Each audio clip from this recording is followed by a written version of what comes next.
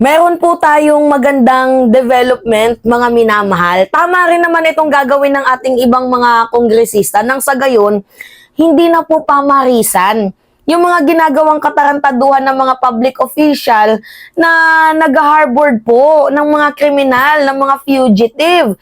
So ako, agree po ako dito sa gagawin ng isang mambabatas na magpa-file po.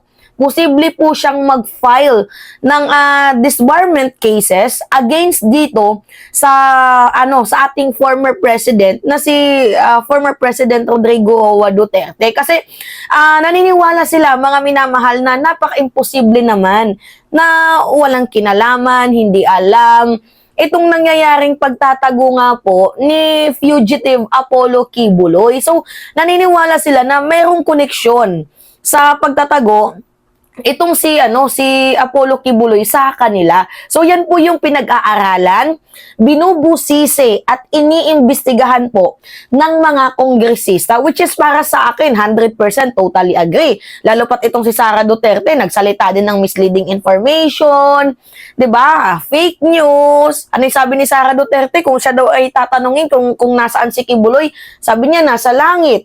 Si Duterte naman, si Digong, ano yung sabi niya? Alam niya daw kung saan nagtatago si Kibuloy. Pero ang sabi niya, hindi niya sasabihin. Secret lang daw yun. So doon pa lang, mga minamahal, mayroon ng pambabalahura. Pag normal na tao magsalita, kulong agad. 'Di ba? Samantalang pag sila, due process. Nagbibiro lang. Ang unfair, 'di ba? So ngayon, ito, pakinggan natin ang sinabi ng isang kongresista na balak niyang magkaso ng disbarment cases kay former President Duterte, lalo pat ito ay isang abogado. Pero wala na din kawalan yan kay Digong if ever man na madisbar siya, kasi hindi naman siya working as a lawyer, 'di ba? Naging presidente na siya ng Pilipinas, na kamit niya na yung pinakamataas na posisyon. Pero mas maganda na din to para nang hindi na pamarisan ng mga ibang lawyer, 'di ba, na sakaling mag-harbor din ng kriminal, at posible din tong maisampa kay Torion, 'di ba, kay Attorney Topacio. Itong napipintong disbarment cases, 'di ba, nasa kanila. So pakinggan natin 'to, mga minamahal.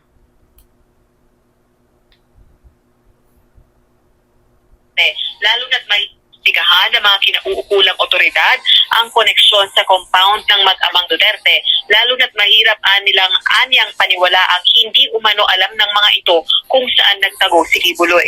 Dapat din anyang papanagutin ang Duterte family kung may ginampanan sa pagbibigay proteksyon kay Kibuloy ng pugante pa ito.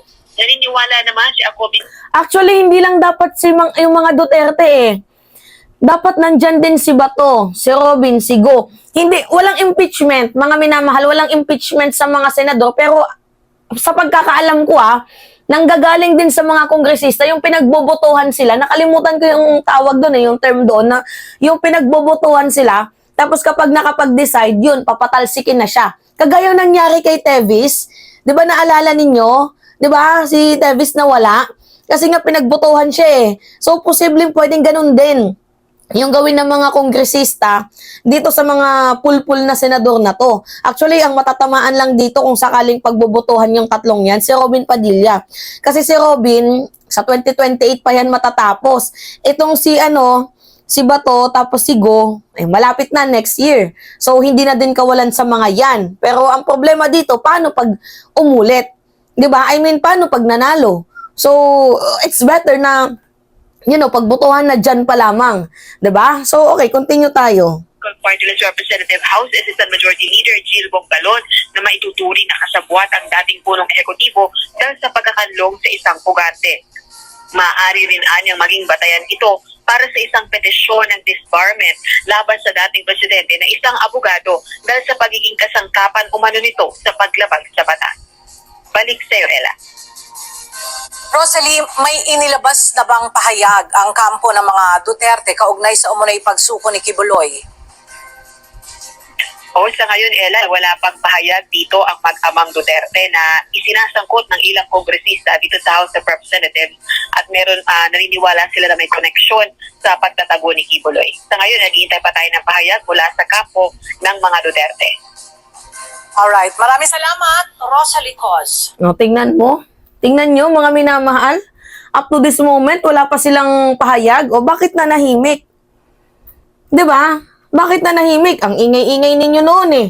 O, 'di ba? Ano yung sabi ni Baste? Pag makita niya si Torion, ay si Torre, sasampalin niya. 'Di ba? Ang ingay. O, si Sara Duterte, ang ingay din. Ano yung sabi niya? Pasensya na sa KOJC na ipinaboto ko sa inyo si Bongbong Marcos dahil naniniwala ako, nabudol ako sa plataforma na continuity and unity. Diba? Ang ingay niya. To the point na pinagtatanggol niya doon si Kibuloy. Mantakin mo, Vice President ka pa naman din ng bansang Pilipinas. Diba? Ang angas, no? Oh, yan. Hindi pa yan nagiging presidente ha, pero pinoprotektahan niya na yung fugitive. How much more pa kaya pag naging presidente yan? Eh di baka bumalik sa droga ang bansang Pilipinas. Di ba?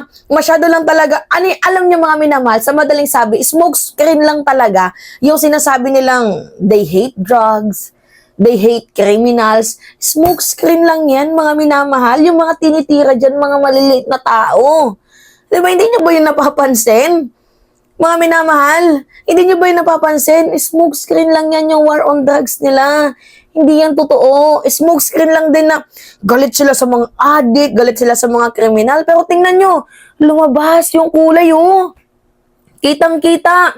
Kahit hindi ka na mag-microscope, kitang-kita yung ugali nila.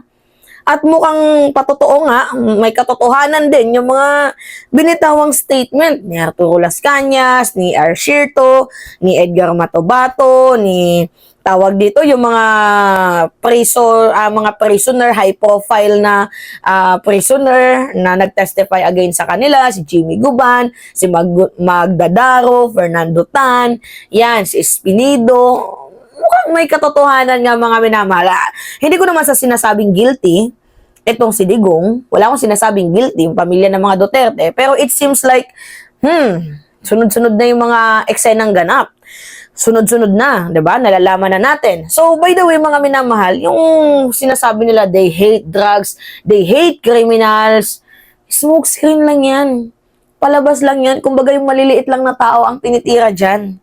'Di ba? O, tingnan nyo dito kay Kibuloy. Fugitive. O, bukod sa fugitive, sexual abuser, human trafficker. May kaso sa FBI, pero anong ginagawa nila? 'Di ba? Kinakampihan, harboring, tama ba yun? So kung dito pa nga lang mga minamahal sa maliit na bagay, actually maliit pa lamang to na bagay mga minamahal. Wala pa tayo dito sa pinaka highest peak, 'di ba? Wala pa tayo sa climax. Papunta pa lang tayo sa exciting part. Pero nakikita nyo na yung tunay nilang pag-uugali eh. So, hindi na talaga nila deserve ang maupo sa pwesto. Kasi masyado silang mahilig gumawa ng mga fabricated stories. 'Di ba? Masyado silang manipulative. Yan yung ugali nila, magmanipula, act like a victim. Ay, naku Diyos ko, Santa Barbara Bintita. Ewan ko ba dito sa mga yan.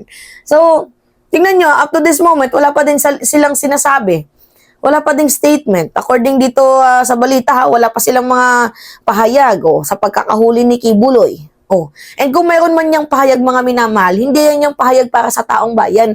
Pahayag yun sa kanilang opinyon. Kanilang kuro-kuro na mali ang ginagawa ng administrasyon sa paghuli sa fugitive na si Kibuloy. Kakampihan pa din yan nila mga minamahal. Pustahan tayo. 100% ipupusta ko.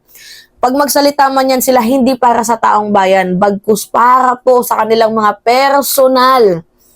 Mga minamahal, para po sa kanilang mga personal na interest.